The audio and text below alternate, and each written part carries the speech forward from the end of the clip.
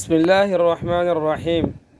جن چیزوں سے وضو نہیں ٹوٹتا، وضو کے بعد ناخن کٹائے یا زخم کے اوپر کی کھال نوچ ڈالی تو وضو میں کوئی نقصان نہیں آیا۔ اسی طرح وضو کے بعد کسی کا سطر دیکھ لیا یا اپنا سطر کھل گیا یا ننگا ہو کر نہایا اور ننگے ہی وضو کیا تو اس کا وضو درست ہے، دوبارہ وضو دہرانے کی ضرورت نہیں۔ البتہ بغیر شدید مجبوری کے کسی کا سطر دیکھنا یا اپنا دکھانا ناجائز ہے۔ اگر وضو کرنا تو یاد ہے اور اس کے بعد وضو ٹوٹنا اچھی طرح یاد نہیں کہ ٹوٹا ہے یا نہیں، ٹوٹا تو اس کا وضو باقی سمجھا جائے گا، ٹوٹا یا نہیں ٹوٹا یہ اچھی طرح یاد نہیں، اس کا وضو باقی سمجھا جائے گا، اسی سے نماز درست ہے، لیکن دوبارہ وضو کر لینا بہتر ہے۔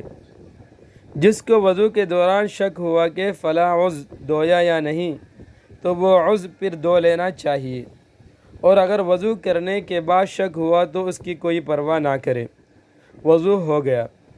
البتہ اگر یقین ہو جائے کوئی عضو دھونے سے رہ گیا تو اس کو دھو لے۔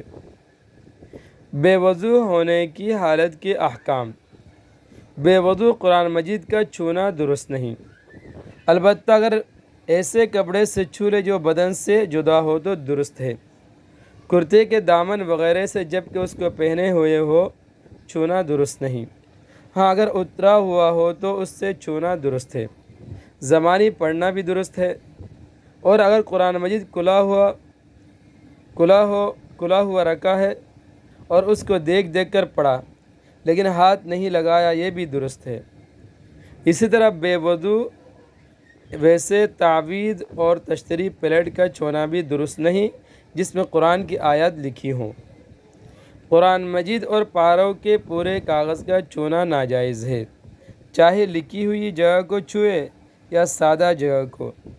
اور اگر پورا قرآن نہ ہو بلکہ کسی کاغذ یا کپڑے یا جری وغیرہ میں قرآن کی ایک پوری آیت لکھی ہوئی ہو، باقی حصہ سادہ ہو تو سادہ جگہ کا چھونا جائز ہے جبکہ آیت پر ہاتھ نہ لگے۔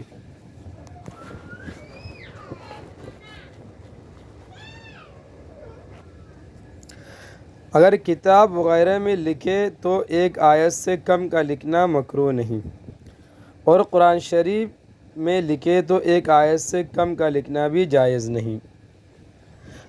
نابالغ بچوں کو وضو نہ ہونے کی حالت میں بھی قرآن مجید کا دینا اور چھونے دینا مکروہ نہیں۔ نابالغ بچوں کو وضو نہ ہونے کی حالت میں بھی قرآن مجید کا دینا اور چھونے دینا مکروہ نہیں۔ عادت بنانے کے لیے وضو کی بات کی جائے تو اور بات ہے۔ قرآن مجید کے سوا دیگر آسمانی کتابوں تورات، انجیل اور زبور وغیرہ کے صرف لکھی ہوئی جگہ کا چھونا مکروہ ہے، خالی جگہ کا چھونا مکروہ نہیں۔ اور یہی حکم قرآن مجید کی ان آیات کا ہے جن کی تلاوت منسوخ ہو گئی ہے۔ وضو اور غسل میں مصنوعی اعضاء کا حکم۔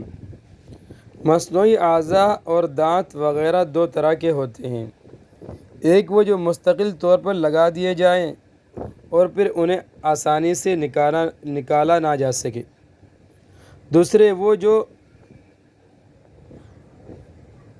بنا ہی اس طرح جاتے ہیں کہ حسب ضرورت ان کا استعمال کیا جائے اور پھر ان کو نکالا جا سکے۔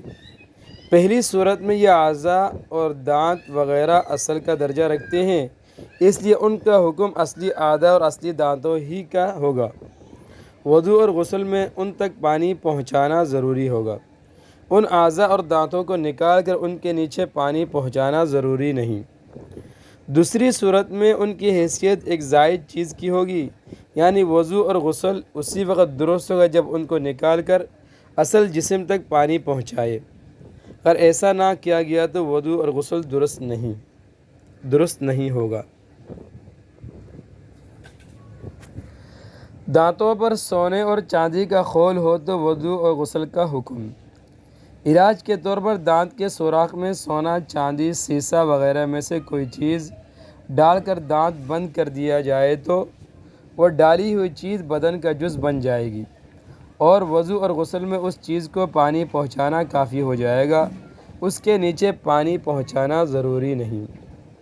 سرخی پاؤڈر اور کریم لگا کر وضو کرنا۔ سرخی پاؤڈر اور کریم میں اگر کوئی ناپاک چیز ملی ہوئی نہ ہو تو استعمال کرنے میں کوئی حرج نہیں، البتہ اگر ان میں سے کسی چیز کی بھی تہ جم جاتی ہو تو وضو کے صحیح ہونے کے لیے اس کا اتارنا واجب ہے۔ تہ اتارے بغیر وضو صحیح نہیں ہوگا۔